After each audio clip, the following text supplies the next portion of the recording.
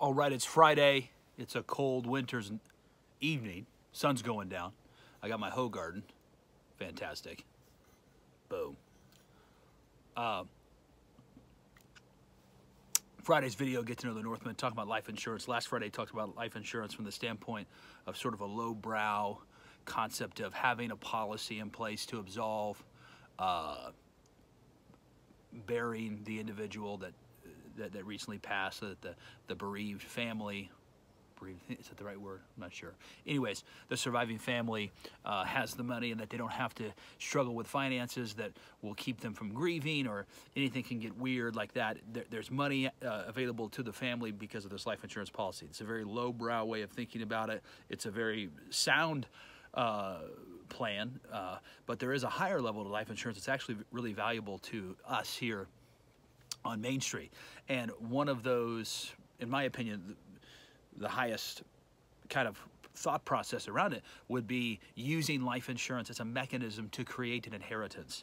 How life insurance works is that the premium is paid. The premium is the monthly dollar amount that you pay the insurance company to have a life insurance policy. It's paid with after-tax dollars, meaning the death benefit is actually tax-free. So if you have $1 million policy, or if a parent has $1 million policy on themselves, when they pass, that death benefit, whether it's term or whole life, term has some different requirements or sort of hoops to jump through. Term can run out, whole life can't. There's also universal life that's a little different, that it's more akin to a whole life policy in that it's not a term, but it can actually run out. Anyways, the point is this: that death benefit is tax-free. You can, as an individual, if you have the permission of your parents and they're okay with it, and you have the finances to do it, you can take a life insurance policy out on your parents or in-law, whatever the case may be, to create an inheritance for yourself that will supplement and or be your retirement.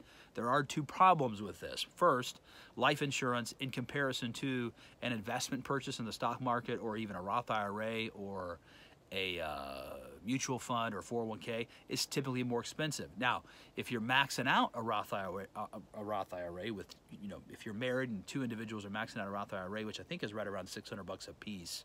I'm not really sure how much that is, but let's say it's $500 a piece, so $1,000.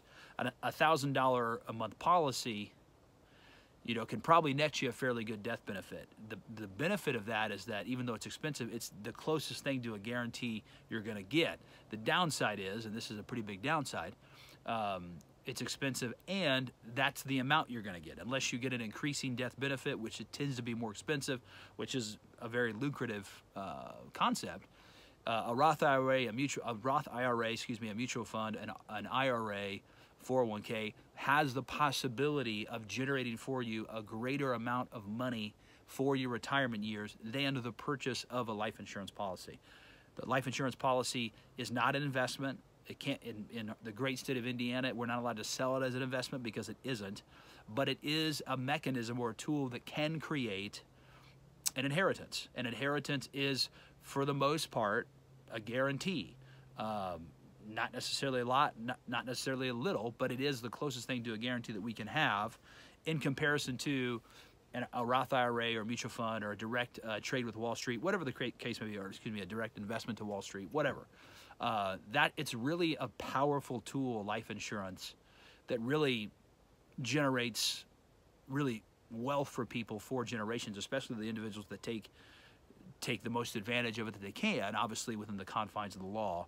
But there really is a lot of great benefits to it. I have, term policies on Valerie and I, and if my kids, if the businesses that I'm working develop, and my kids can work them out of high school and they don't have to go to college, if they want to take a policy out on me to create an inheritance for them above and beyond what Val and I are going to leave them, that's fine, so be it.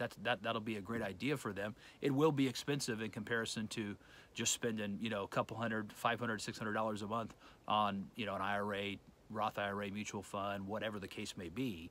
But it is actually pretty practical. It is pretty valid.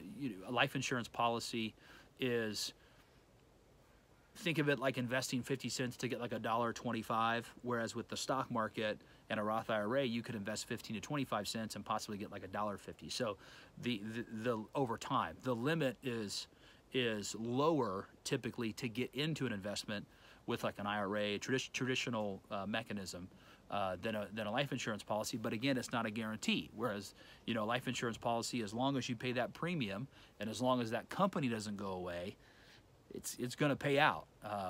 One of the things that actually helped bail the country out, one of the liquid cash resources that helped bail the country out after the Great Depression were actually life insurance companies and annuity companies, because life insurance companies, at least in the state of Indiana, is highly regulated. It's a very conservative business model. You can't necessarily get rich off of it in the same way that you can get rich off of like Wall Street or investments, et cetera, et cetera. But you can, you know, create for yourself a mechanism, or rather, you know, create for yourself an inheritance using the mechanism of life insurance.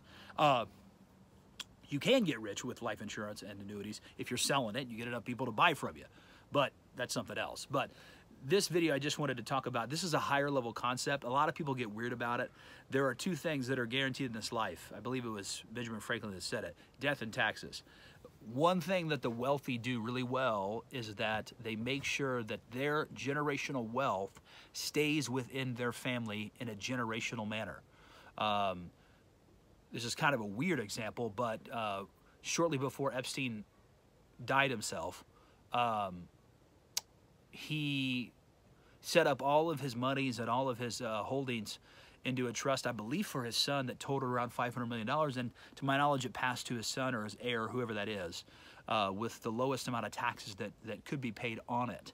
This is what the wealthy do. They don't necessarily take advantage of death, but they do use death in a way to transfer wealth from one generation to the other by avoiding as many taxes as possible in a legal manner, as well as keeping that cash, those assets within the family for years to come. The middle class, Main Street, we kind of have qualms about this. We kind of feel weird about it at times, and I understand, because on the surface it does sound weird. Take a policy out on your parent so that when they die you get $1 million. That does sound odd. But again, we're not talking about taking a policy out on someone and whacking them or acting crazy. We're talking about taking a policy out on someone and hoping they live a very long life, fulfilled life, and then at the end of that life, a payment of X amount of dollars is made to their living descendants. And really, it's, you know, when you remove the emotion out of it, it's really one of the most pragmatic things that you can do. So life insurance is awesome, guys. If you've never looked it up, read about it, or thought about getting some for yourself, get some. Everyone should have life insurance, especially an entrepreneur, especially a business owner. And life insurance can be used as a mechanism for an inheritance. Again, not allowed to talk about it as an investment, because it's really not, although there are some products that are life insurance based that grow like investments. I spoke to a young gentleman the other day who's 21 years old who has been investing, or rather paying, a premium of $100 a month since he was, I think, 18, maybe 17. And when he is 60, it's going to be worth, it's estimated to be worth about $2.5 million, just with the premium payments and the growth and all that stuff. So, and it's a life insurance product, and apparently he'll have access to it. I don't really know what type of product that is. That's pretty amazing. But there are a lot of life insurance products that you can pay into that can create for you wealth, and more importantly, create for you wealth for the people that live on after you. So something I wanted to get out today. This is awesome, guys. Life insurance is fantastic. If you don't have any, get some for yourself. There's great agents everywhere. Do the research. I got term life insurance on us. We don't have the liquid cash right now to purchase a life insurance policy on an in-law. We're going to hold off on that. We're focusing on paying down debt, but it is something that I've considered. It is something I've approached my wife with. If my income jumps through the roof, this will be my third year being full-time with Kerman Home Services. If in my third year the income goes to the roof, we may take one out on a parent if they're willing, and if we can afford it. But right now we're not doing it, but it's still a sound plan.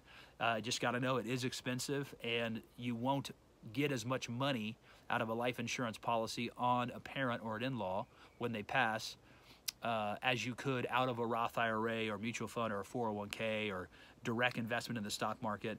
But a life insurance product is much closer to a guarantee than an investment in any one of those aforementioned products. So wanted to get this out. This is a higher level concept about life insurance. Look into it for yourself. If you've liked the content, like, share, subscribe. If you've hated it, send it to someone you hate.